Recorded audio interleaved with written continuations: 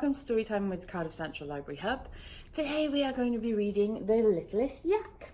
It is written by Lu Fraser, is illustrated by Kate Hindley, and I'm reading it with the permission of Simon and Schuster Publishers. And it's a fantastic story about a little yak called Gertie. Shall we find out what happens? Here we go. The Littlest Yak. On the tip of the top of a mountain, all snowy, where the ice-swirling, toe-curling blizzards were blowy, in a herd full of huddling yaks, big and small, lived Gertie, the littlest yak of them all. Now, Gertie was great at being a yak, with the curliest, whirliest wool on her back. She could clip-clop up cliffs, no matter how slippy, on little yak hooves that were splendidly grippy. Yes, Gertie was all that a small yak should be. But there isn't, she sighed, any bigness in me. I'm the yak at the back who is stuck in her smallness.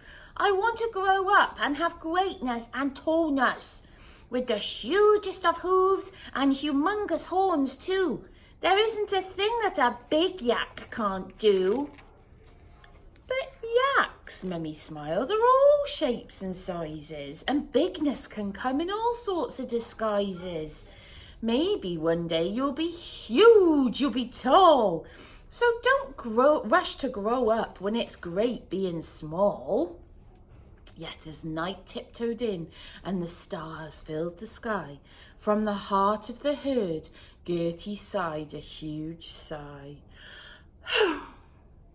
Hugeness and tallness seem so far away. I don't want to be small. I need bigness today. So Gertie began on a growing up plan, and she ate every veggie a little yak can. She pattered up mountains, she clattered down hills, she hopped and she skipped, and she never sat still. And she read lots of books to make her thoughts grow, because grown-ups have big things to think and to know. And though Gertie hoped and she wished and she tried, the days slipped away and no growing arrived. What if, she sniffed, I'm a yak who can't grow? And a salty tear plopped from her cheek to the snow. But wait, what was that? Something was coming. 100 yak hoofbeats were steadily drumming. And leading the herd in a snowflakey flurry was Mummy Yak grunting, "Oh, Gertie, please hurry! Look up, a yak stuck on the craggy cliff's edge at the end of the narrowest, rockiest ledge.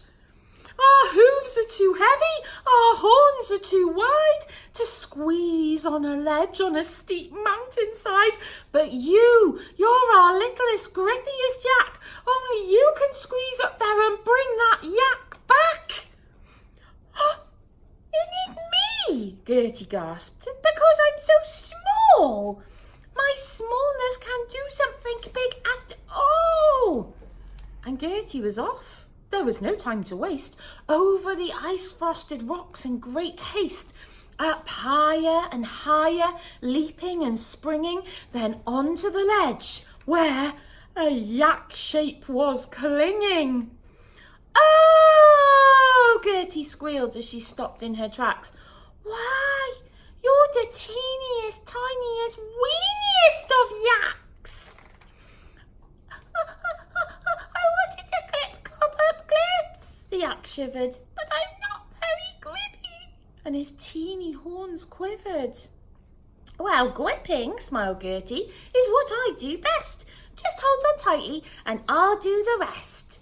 So onto her back the teeniest yak leapt, and down through the rocks and the ice Gertie swept.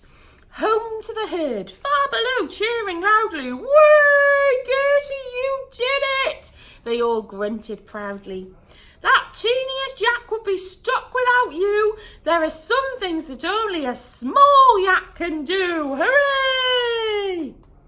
Then Gertie was wrapped in a warm, woolly hug, and into her ear Mummy whispered with love, As sure as the stars in the glittering sky, you'll be all grown up in the blink of an eye.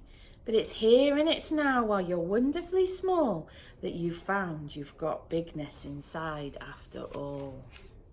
And as Gertie gazed up at the moon's silver light, being small, the little yak smiled, is all right.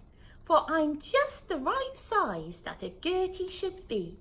I am perfectly little and I'm perfectly me. And that's the story of Gertie the yak who found the bigness inside. I love her hat. What do you think? Have a wonderful day, everyone, and we'll see you very soon. Take care.